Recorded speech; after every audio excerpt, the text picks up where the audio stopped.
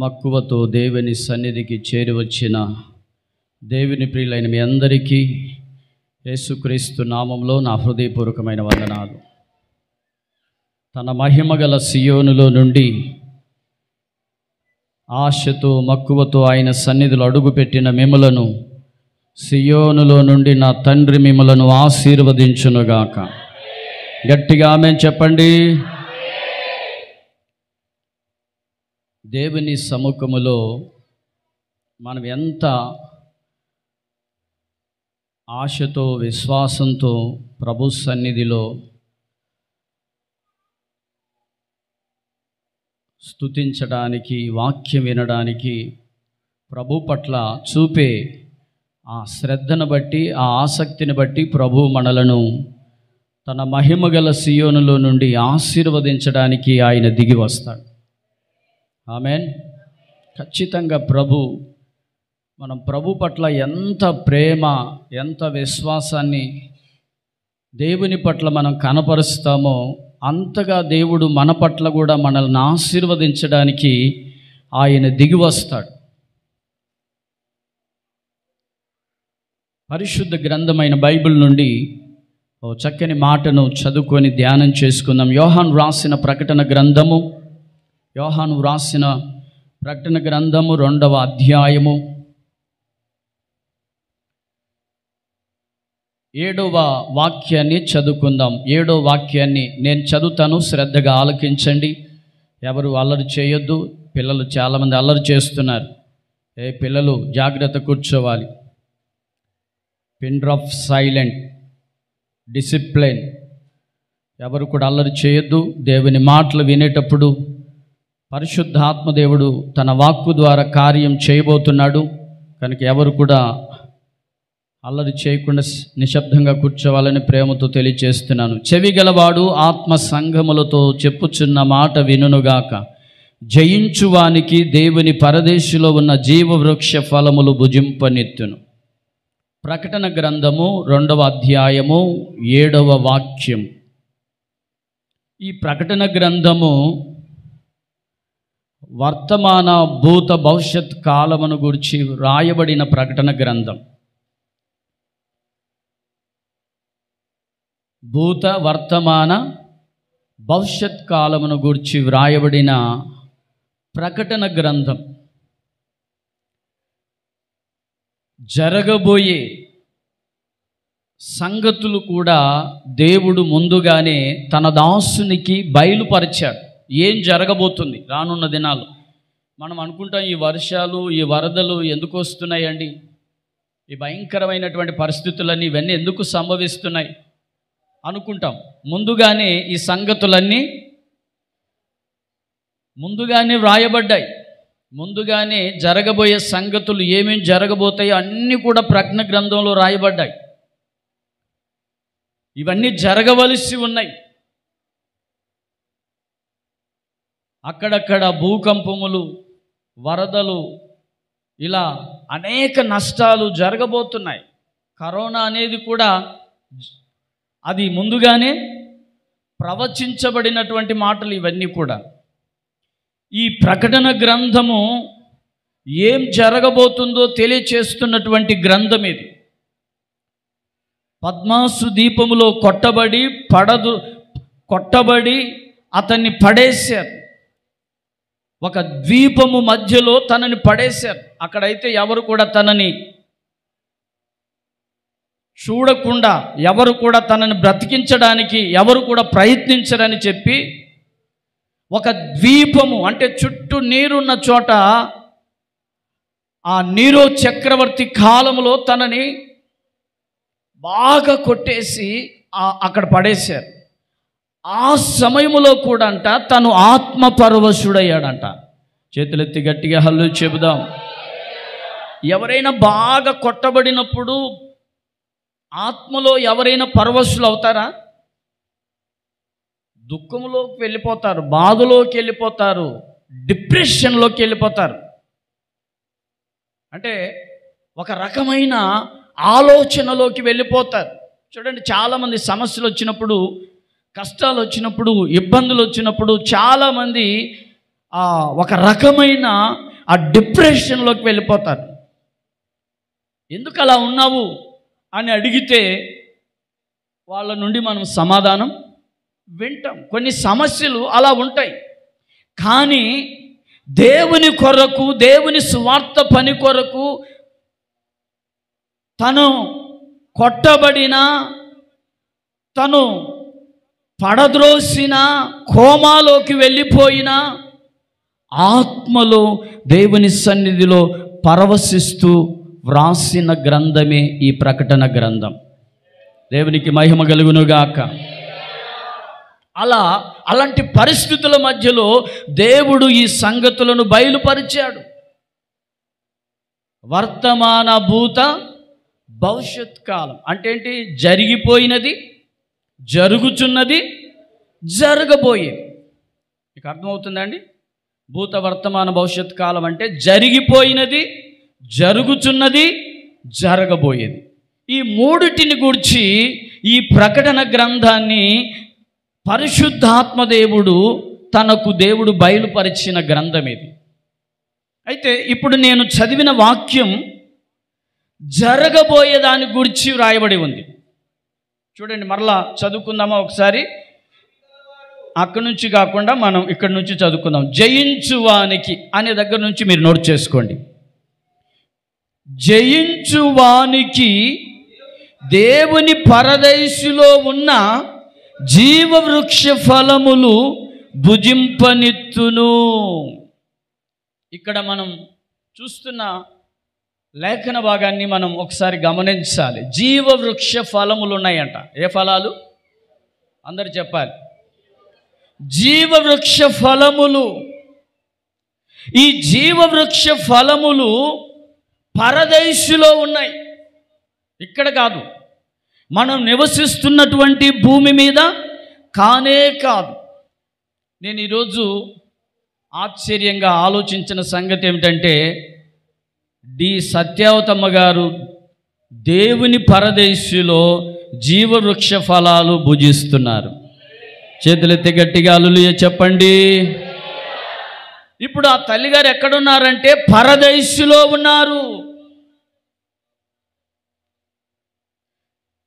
క్రీస్తు రక్తము చేత కడగబడిన వారు, బాప్తిసం పొందిన వారు, పరిశుద్ధాత్మ యొక్క అనుభవాలలో నడిపించబడుతూ ఆది అపోస్తుల బోధలో నడిపించబడిన వారందరూ కూడా, వారందరూ చనిపోయిన వారందరూ అంటే చనిపోయిన వారందరూ కాదు, ప్రభువులో మృతి పొందిన వారందరూ కూడా పరదేశులో వారు హ్యాపీగా ఉన్నారు.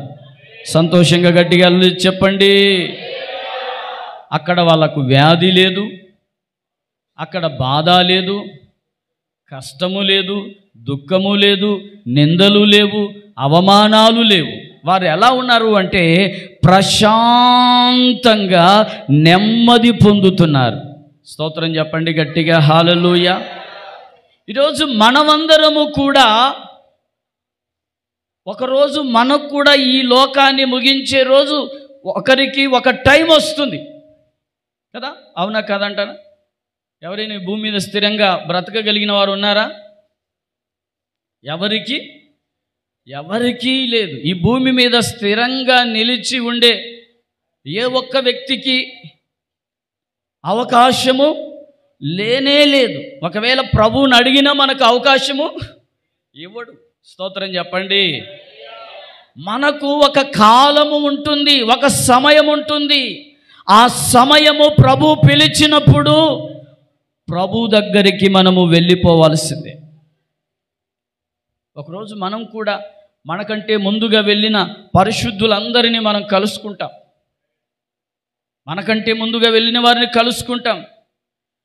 మన వాళ్ళు, ప్రభువుని ఎరిగిన వాళ్ళు, మన కుటుంబంలో ఎందరో ప్రభువులో వారి యొక్క జీవితాన్ని ముగించారు, పిలుపును అందుకొని మహిమలో ప్రవేశించారు.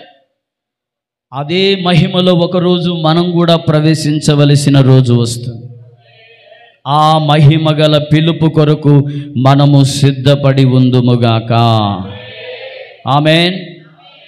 చూడండి, ఆ జీవవృక్ష ఫలాలు ఎలా ఉన్నాయో ఒకసారి ప్రకటన గ్రంథంలో నేను మీకు చూపిస్తాను. ప్రకటన గ్రంథము 22వ అధ్యాయం 2వ వాక్యం. ప్రకటన గ్రంథము 22వ అధ్యాయం 2వ వాక్యం. ఆ పట్టణపు రాజవీధి మధ్యను ప్రవహించుట ఆ దూత నాకు చూపెను. చూడండి చూడండి, దేవుని యొక్క సన్నిధిలో పరదేశులు అక్కడ ఏముందో ఒకసారి చూడండి. నది ఉంది, నది నది ఆ నది యొక్క ఇవలను అవలను జీవవృక్షముండెను. చూడండి, నెలకు నెలకు ఫలిస్తుందంట. ఎలా ఫలిస్తుంది ఆ జీవవృక్షము? సంవత్సరానికి కొన్ని పంటలు ఒక పంటే ఉంటాయి, కానీ అక్కడ అలా కాదు, నెల నెల కదా, అవునా కదా? మంత్లీ మంత్ అక్కడ జీవవృక్ష ఫలాలు ఫలిస్తున్నాయి. చాలు చాలు, గట్టిగా 2 చెల్లెది హల్లు చెబుదాం. అంటే తన బిడ్డలకి, తన పిల్లలకి నెల నెల దేవుడు అక్కడ ఫలాలు ఫలింప చేస్తున్నాడంట. పరదేశంలో ఉన్న వాళ్ళందరికీ ఇవ్వడానికి, పరదేశంలో ఉన్నటువంటి వారందరికీ జీవవృక్ష ఫలములు భుజించడానికి. దేవునికి మహిమ కలుగునుగాక. అక్కడ ఏ ఫలాలు లేవు, ఇక జీవవృక్ష ఫలములు తప్ప అక్కడ ఏ ఆహారము లేదు. దేవుని పరదేశులో ఉన్నటువంటి తన పిల్లలకు జీవవృక్షము యొక్క ఫలములను ఆయన భుజింపనిస్తాడంట. దేవునికి స్తోత్రం చెప్పండి. సరే, నేను ఒక 2, 3, 4 విషయాలు త్వరగా చెప్తాను. ఎవరు ఆ జీవవృక్ష ఫలాలు భుజిస్తారు? ఆ జీవవృక్ష ఫలాలు పొందుకునేవారు ఎవరు? ప్రకటన గ్రంథం 22వ అధ్యాయం 14వ వచనం. ప్రకటన గ్రంథం 22వ అధ్యాయం 14వ వచనం.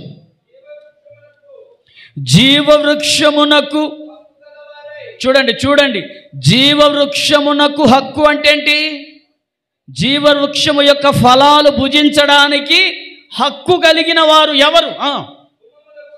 గుమ్మముల గుండా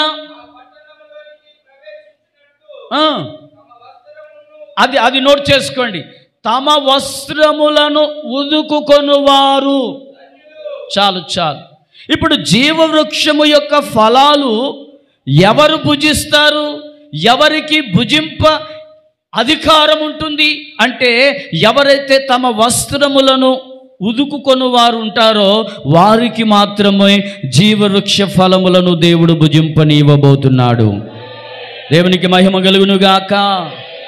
అంటే మనం వేసుకునే వస్త్రాలు ఏమీ కాదు, మనం వేసుకునే వస్త్రాలు కాదు. దేవుడు మనకు కొన్ని వస్త్రాలను ఇచ్చాడు. రక్షణ వస్త్రం ఇచ్చాడు, నీతి వస్త్రం ఇచ్చాడు, ఉల్లాస వస్త్రం ఇచ్చాడు.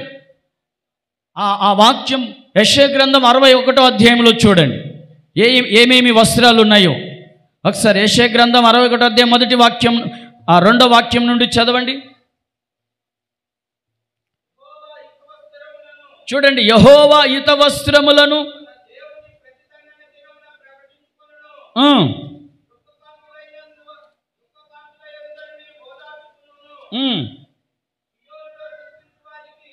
చూడండి, ఇక్కడ ఉన్న వస్త్రాలను గురించి మనం చూస్తే, అలాగే 10వ వాక్యంలో చూస్తే, అక్కడ రాయబడిన మాటను చూస్తే, ఆ 3వ భాగంలో ఉన్న వాక్యం ఏమిటంటే, ఆయన రక్షణ వస్త్రములను నాకు ధరింపచేసి ఉన్నాడు. మనకు దేవుడు ఏమిచ్చాడు చెప్పండి? రక్షణ వస్త్రములను దేవుడు మనకు ధరింపచేశాడు. ఇప్పుడు మనం వేసుకున్న వస్త్రాలు మురికి అవుతాయా అవవా? చెప్పాలి. మీరు వేసుకునే వస్త్రాలు మురికి అవుతాయా? మురికి ఖచ్చితంగా. మనం ఉదయాన్నే ఫ్రెష్గా వెళ్ళినా సాయంకాలం తిరిగి వచ్చేసరికి వస్త్రాలకి ఎక్కడో ఒక చోట మురికి అంటుంది.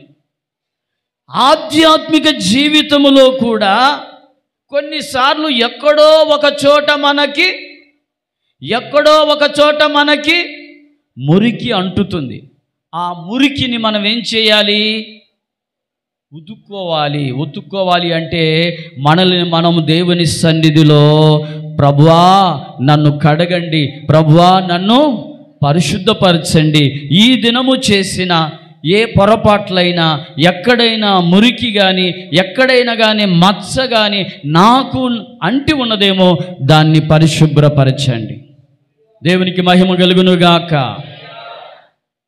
ఇప్పుడు జీవవృక్ష ఫలాలు దేవుడు ఎవరికి ఇస్తాడు అంటే, ఎవరైతే తమ ఆధ్యాత్మిక జీవితాన్ని అనుదినము తమ వస్త్రాలని, దైనందిన ఆత్మ సంబంధమైన వస్త్రాలను ఎవరైతే శుద్ధీకరించుకుంటారో వారికి తప్పకుండా జీవవృక్ష ఫలాలను దేవుడు పరదేశులో ఇవ్వబోతున్నాడు. గట్టిగా చెప్దాం హల్లెలూయా. రెండో మాటను చదువుకుందాం. ప్రకటన గ్రంథం 22:19. ప్రకటన గ్రంథం 22:19. ఎవడైనను ఈ ప్రవచన గ్రంథమందున్న వాక్యములలో ఏదైనను తీసివేసిన ఎడల ఈ గ్రంథములో రాయబడిన జీవవృక్షములోను పరిశుద్ధ పట్టణములోను పాలు లేకుండా చేయును. అది మనం ప్లస్గా చదువుకోవాలి, ప్లస్గా ఆలోచించాలి. ఈ ప్రవచన గ్రంథములను ఏ ఒక్క వాక్యాన్ని మనము తీసివేయడానికి వీలు లేదు, కలపడానికి వీలు లేదు, తీసివేయడానికి వీలు లేదు. ఈరోజు మనకు మనం ఈ గ్రంథముతో కలపకూడదు. చూడండి, రోమా పట్టణస్థులు సొంతంగా ఒక గ్రంథాన్ని తయారు చేశారు. వారు మీకు తెలుసా, ఒక సొంతంగా వాళ్ళకంటూ ఒక గ్రంథాన్ని తయారు చేశారు. అంటే ఇంకా మరికొన్ని క్రోడీకరించారు. అవి మనకు తెలియవు. అంటే వారు ధర్మశాస్త్రాన్ని మాత్రమే విశ్వసిస్తారు. ఇప్పటికీ యూదులు మెస్సయ్యను విశ్వసించరు. చాలామంది ఇంకా ధర్మశాస్త్రాన్నే విశ్వసిస్తారు. మోషేను మాత్రమే నమ్ముతారు. మోషేనే మరలా తిరిగి వస్తాడు అన్న నమ్మకమే వారికి ఉంది. కానీ మెస్సయ్య క్రీస్తు వచ్చాడు అని వాళ్ళు చాలామంది ఇప్పటికీ విశ్వసించరు. ఎందుకని అంటే వాళ్ళు ఈ గ్రంథాన్ని వాళ్ళు విశ్వసించట్లేదు. ఈ గ్రంథములో ఉన్నటువంటి పాత నిబంధన గ్రంథాన్ని మాత్రమే విశ్వసిస్తారు. క్రొత్త నిబంధనలో ఉన్న యేసుక్రీస్తుని పొరపాటున వారు విశ్వసించరు చాలామంది యూదులు. అందుకే యూదులు చెదిరిపోయారు. క్రీస్తు మెస్సయ్య అని ఎప్పుడైతే తెలుసుకుంటారో వారందరూ కూడా, యూదులు చెదిరిపోయిన వారందరూ కూడా మరల ఒక చోటికి చేర్చబడతారు. గట్టిగా చెబుదాం హల్లెలూయా. నేను మీకు తెలియచేయాల్సిన అనుకున్న వాక్యం ఏంటంటే, మనము ఈ గ్రంథములో ఒకటి తీసివేయకూడదు. చాలామంది కలుపుకుంటూ ఉంటారు వాళ్ళకు అనుకూలంగా. వాక్యాన్ని మనం ఎప్పుడు మనకు అనుకూలంగా మార్చుకోకూడదు. మనకు తగినట్లుగా మనం మార్చుకోకూడదు. మన ఆలోచన పరంగా వాక్యాన్ని మనము మలుచుకోకూడదు. ఈ వాక్యం ఏదైతే ఉందో అది చేయడానికి మన మనసును సంపూర్ణముగా సిద్ధపరచుకుంటే ఖచ్చితంగా జీవవృక్ష ఫలములను దేవుడు మనకు పరదేశిలో ఇవ్వబోతున్నాడు. హల్లెలూయా. భూమి మీద ఉన్నప్పుడు కొందరు వాళ్ళకు వాళ్ళే తీసేసుకుంటారు.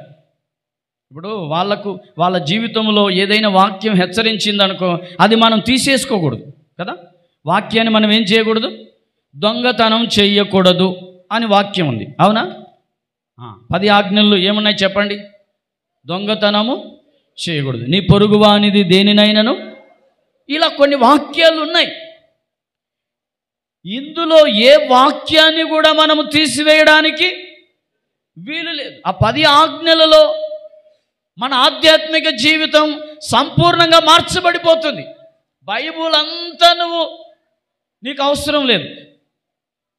ఇజ్రాయేలులందరూ కూడా పాలు తేనెలు ప్రవహించు దేశంలో ప్రవేశించడానికి 10 ఆజ్ఞలే వారికి అవసరమై ఉంది. హల్లెలూయా, అవునా?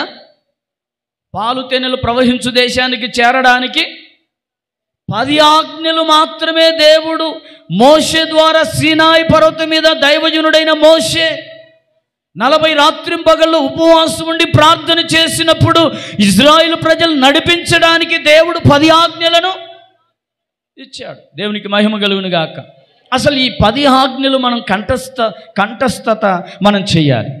దేవునికి మహిమ కలుగును గాక. చిన్నపిల్లలకి సండే స్కూల్ పిల్లలకి నేర్పిస్తూ ఉంటారు 10 ఆజ్ఞలు. అవునా? ఈ 10 ఆజ్ఞలలో ఏ ఒక్క ఆజ్ఞ అయినా మన జీవితంలో తీసివేయడానికి వీలు లేదు. దేవునికి మహిమ కలుగును గాక. ఈ 10 ఆజ్ఞలను క్రొత్త నిబంధనలో 2 ఆజ్ఞలుగా చేశాడు దేవుడు. ఒకటి, నిన్ను వలె నీ పొరుగువానిని ప్రేమించు.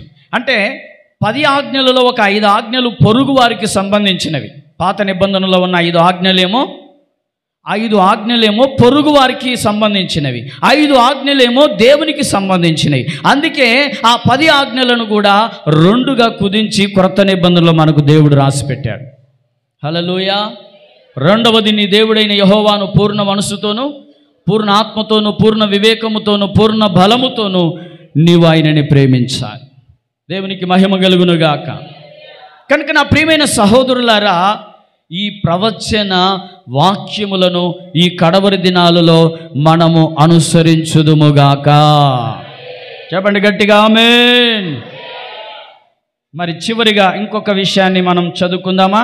ఇప్పుడు మరలా అది 2వ అధ్యాయం 7వ వచనం చదవండి. ప్రజ్ఞ గ్రంథం 2వ అధ్యాయం 7వ వచనం. చెవి గలవాడు, చూడండి మరలా చదువుకుందాం. చెవి గలవాడు ఆత్మ సంగములతో. ఎవరు చెప్తున్నారు ఈ సంగతులు? పరిశుద్ధాత్మ దేవుడు. యోహాను ద్వారా పరిశుద్ధాత్మ దేవుడే ఈ ఆత్మ సంగతులు బయలుపరుస్తున్నాడు. ఇవి మీరు వినుదురుగాక. చూడండి 3వ విషయం, జయించువానికి దేవుని పరదేశులో ఉన్న జీవవృక్ష ఫలములను భుజింపనిత్తును. జయించువానికి మొదట చెప్పాను, వస్త్రములను ఉదుకుకోవాలి. చెప్పండి, మొదటి పాయింట్ ఏంటి? మన వస్త్రాలను ఏం చేయాలి? నెల రోజుల తర్వాత ఉతుకుంటారా? వస్త్రాలని మీరు వేసుకున్న వస్త్రాలు ఎన్ని రోజుల తర్వాత ఉతికేసుకుంటారు? ఉదయం వేసుకుంటే సాయంకాలం కాకపోయినా మార్నింగ్ ఉదయాన్నే వస్త్రాలన్నీ, అవునా కాదా? నేను నా ఒంటికి అయిన ఈ మురికి, ఈ వస్త్రానికైన మురికిని నేను నెల రోజుల తర్వాత వేసుకుంటే, నెల రోజుల తర్వాత నేను దీన్ని ఉతుక్కోవాలనుకుంటే ఈ వస్త్రానికి ఉన్న మురికి పోతుందా? చెప్పండి, పోదు. అందుకే ఈరోజు అయినా ఈ మురికిని వెంటనే సాయంకాలమో ఉదయకాలమో వెంటనే దీన్ని ఏం చేయాలి? వాష్ చేయాలి. ఏం చేయాలి చెప్పండి? వాష్ చేస్తేనే మురికిపోతుంది. లేదా మనము ఒక వారం రోజులు గ్యాప్ ఇచ్చామనుకోండి, ఈ వస్త్రానికి ఉన్నటువంటి మచ్చ కానీ మురికి కానీ మనం ఎంత వాష్ చేసినా పోదు. లేదంటే ఎక్కడ ఇవ్వాలి ఈ వస్త్రాలు మురికిపోకపోతే? చెప్పండి, ఎక్కడికి ఇవ్వాలి? చాకులకి ఇవ్వాలి. చాకులలో అంటే చాకులలో ఇప్పుడు ఎలా వేస్తున్నారు? వాళ్ళు ఏం చేతులతో ఉతుకుతున్నారు ఏంటి? మిషన్లో వేస్తున్నారు. అక్కడ వేడి నీళ్ళు పెట్టి ఆ వేడి నీళ్ళలో ఏదో కొన్ని పదార్థాలు కలిపి కొన్ని గంటలు నానబెట్టి ఆ తర్వాత కానీ అది మురికి పోతుంది. కానీ వస్త్రానికి ఉన్నటువంటి వాల్యూ తగ్గిపోతుంది. వస్త్రానికి ఉన్న షైనింగు అంటే నేనేమంటానంటే, మీ ఆత్మీయ జీవితానికి దేవుడిచ్చిన వస్త్రాలని మీరు వాచ్ చేయడానికి లేట్ చేస్తే మీ ఆత్మీయ జీవితానికి ఉన్న షైనింగు తగ్గిపోతుంది. అర్థమైందా మీకు? ఇప్పుడు అర్థమైందా అండి? నేను చెప్పే మాట అర్థమైందా? మీ ఆత్మీయ జీవితమైన షైనింగ్ అంటే ఆత్మ సంబంధమైన సౌందర్యం మీలో తగ్గిపోతుంది. వస్త్రాలకున్న షైనింగ్ ఎలాగైతే తగ్గిపోతుందో మన ఆత్మీయ జీవితంలో కూడా మనల్ని మనం వాచ్ చేసుకునే విషయంలో లేట్ చేస్తే, ఆలస్యం చేస్తే మన ఆత్మీయ జీవితంలో సౌందర్యము తగ్గిపోతుంది. హల్లెలూయా. ఒకటి, వస్త్రాలను ఉతుకోవాలి. రెండవది, ఈ ప్రవచన వాక్యములను ఇందులో కలపకూడదు. ఏది కలపకూడదు, ఏది తీసివేయకూడదు. దేవునికి స్తోత్రం. కొన్నిసార్లు జనం ఎక్కువైతే ఏం పలసన అవుతుంది? అలా కాదు, ఇది అలా కలపడానికి, మజ్జిగలో నీళ్లు కలిపినట్టు వాక్యాన్ని కలపడానికి వీలు లేదు. దేవునికి మహిమ కలుగునుగాక. వాక్యానికి ఏది నువ్వు కలపడానికి లేదు, ఏది తీసివేయడానికి లేదు. ఈ వాక్యం ఏదైతే చెప్తుందో అది మన జీవితంలో చేయడానికి మనం ఎప్పుడూ రెడీగా సిద్ధంగా ఉండాలి. ఆమేన్. మూడవది, జయించువానికి. అమ్మా, మూడవది అంటే చెప్పండి. ఏం జయించాలి? ఏమి జయించాలి? చూడండి, యోహాను రాసిన మొదటి పత్రిక, 2వ అధ్యాయం 16వ వచనం. ఆ పై నుండి చదవండి. ఈ లోకమైనను లోకములో ఉన్న వాటినైనను ప్రేమింపకుడి. ఎవడైనను లోకమును ప్రేమించిన ఎడల తండ్రి ప్రేమ వానిలో ఉండదు.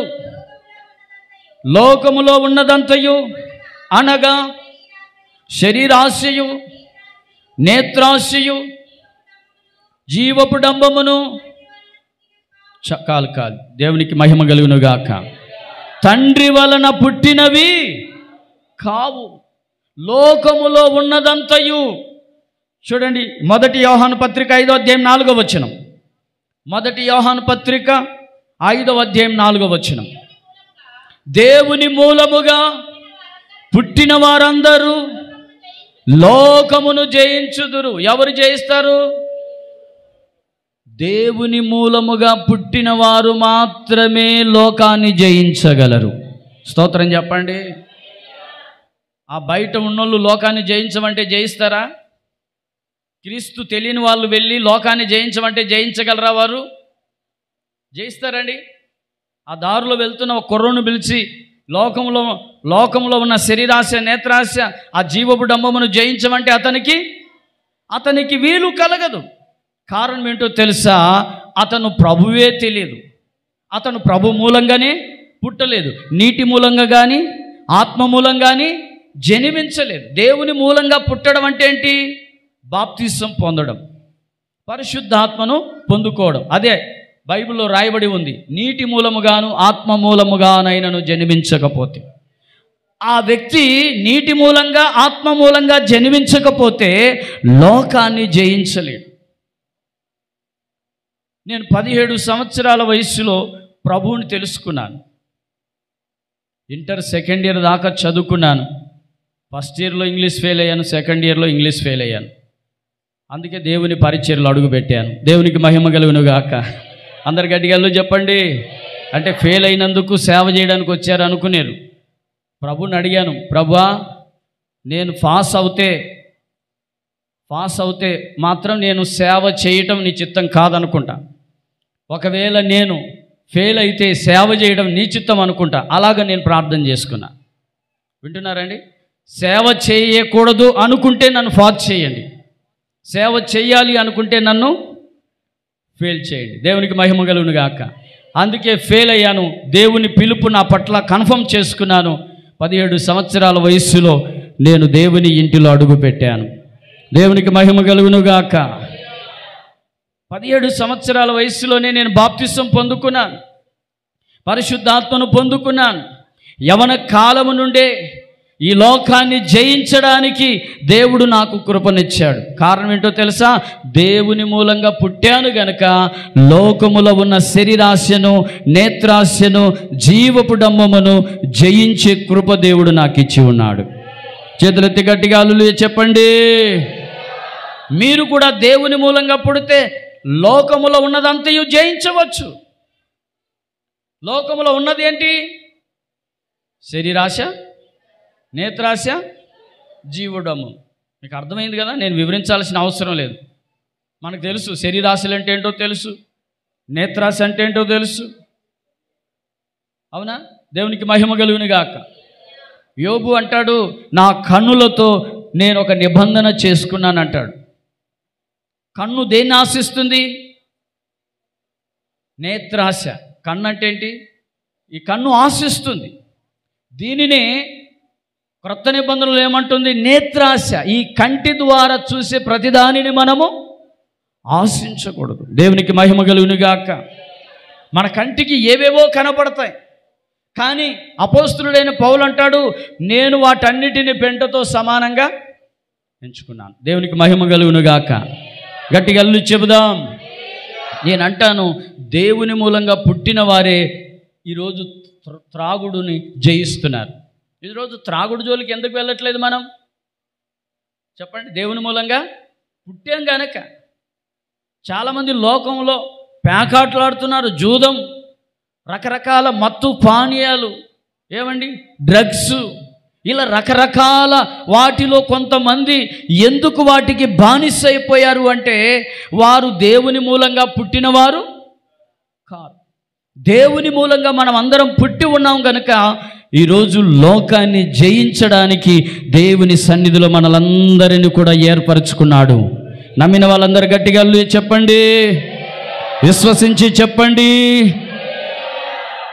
రాబోతున్న రోజులు, రాబోతున్నటువంటి దినాలు కూడా ఈ లోకాన్ని జయిస్తూ జీవవృక్ష ఫలాలను మనము భుజించుదుముగాక.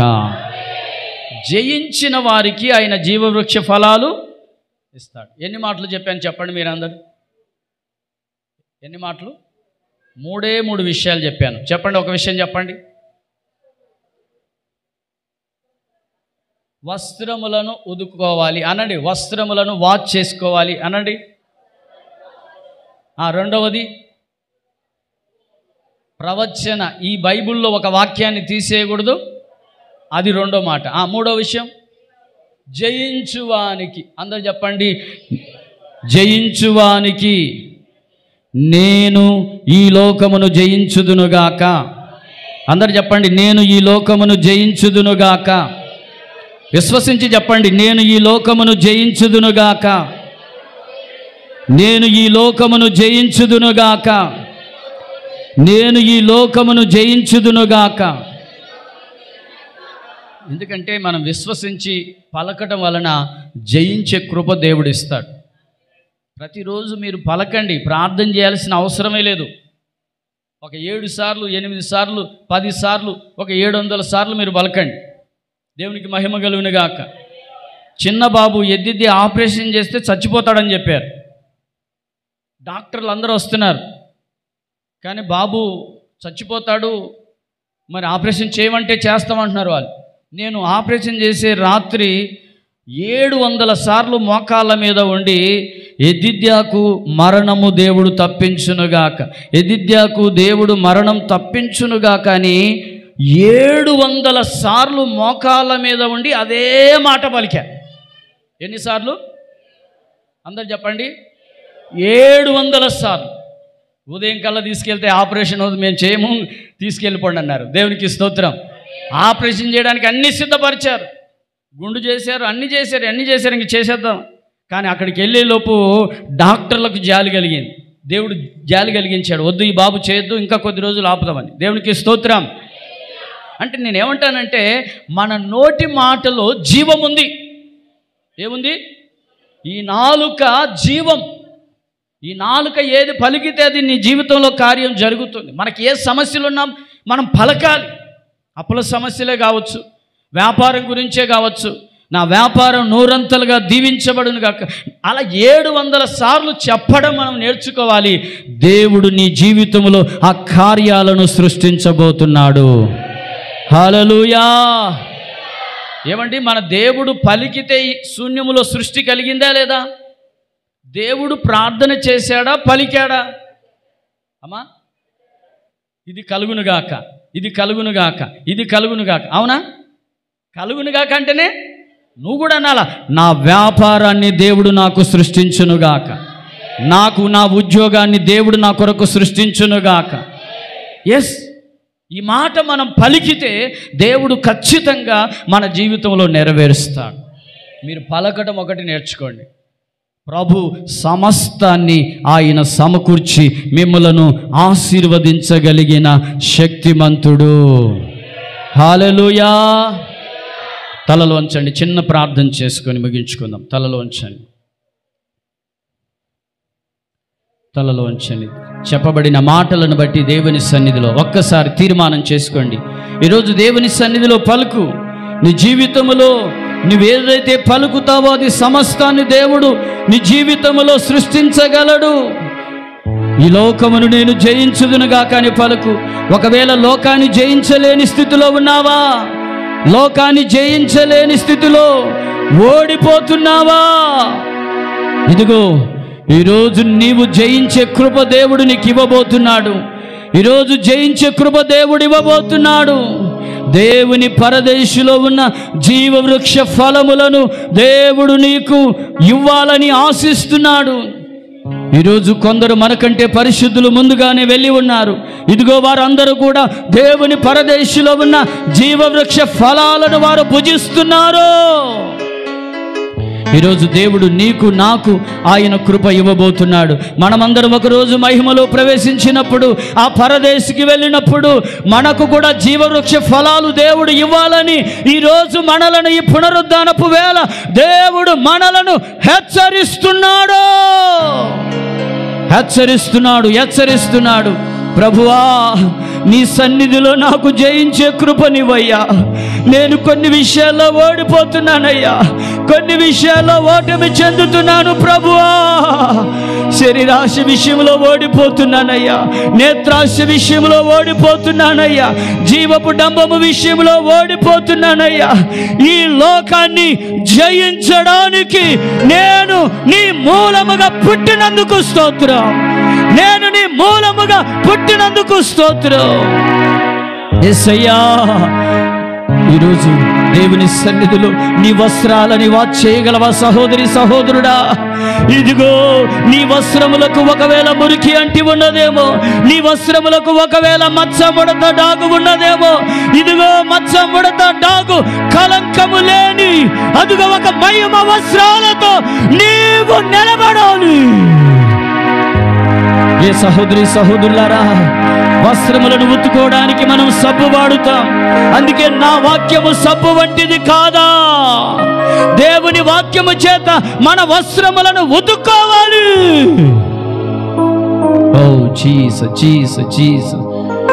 ఈ వాక్యములో ఒకటి కలపకూడదు, తీసివేయకూడదు.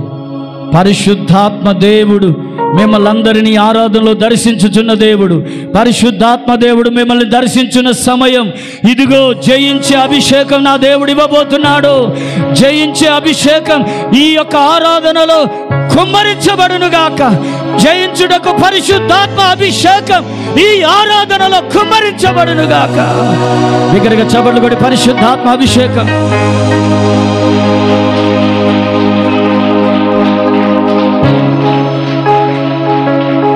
హల్లెలూయా. అదిగో అదిగో అదిగో పరిశుద్ధాత్మ యొక్క అభిషేకం, అభిషేకం, అభిషేకం, అభిషేకం, అభిషేకం. జయించుటకు అభిషేకం, జయించుటకు అభిషేకం, జయించుటకు అభిషేకం. విశ్వసించు, విశ్వసించు. ఈ లోకాన్ని జయించుదువుగాక, ఈ లోకాన్ని జయించుదువుగాక, ఈ లోకాన్ని జయించి పరదేశుల జీవవృక్ష ఫలములు బిగ్గరగా బిగ్గరగా బిగ్గరగా విశ్వాసంతో. హల్లెలూయా. అదిగో అదిగో అదిగో అదిగో పరిశుద్ధాత్మ దేవుడు, పరిశుద్ధాత్మ దేవుడు. యేసయ్యా, నీ ప్రజలు జయించాలయ్యా, నీ ప్రజలు జయించాలయ్యా. నేత్రాశను జయించాలయ్యా, శరీరాశను జయించాలయ్యా, జీవపు డంబమును జయించాలి అయ్యా. నీ మూలముగా పుట్టిన పిల్లలు నాయన, నీ మూలముగా పుట్టిన నీ పిల్లలు జయించే ఆ కృప ఇవ్వండి. ఆ కృప కలుగునుగాక, ఆ కృప కలుగునుగాక. తండ్రి నీకు స్తోత్రాలు. ఆ కృపలో నిలబెట్టమని యేసు నామములో ప్రార్థించి స్తుతించి వేడుకొనుచున్నాము తండ్రి. మన తండ్రి అయిన దేవుని ప్రేమ, మన ప్రభువైన యేసుక్రీస్తు కృప, పరిశుద్ధాత్మ యొక్క సన్నిధి సహవాసం సకల పరిశుద్ధులకు ఈ ఆరాధనలో తీర్మానం చేసుకొని దేవుని సన్నిధిలో ప్రార్థించి విశ్వసించిన ప్రకారం ఆ దేవుడు వారికి తోడయ్యుండి జీవవృక్ష ఫలములను భుజింపనిచ్చునుగాక. ఆమేన్.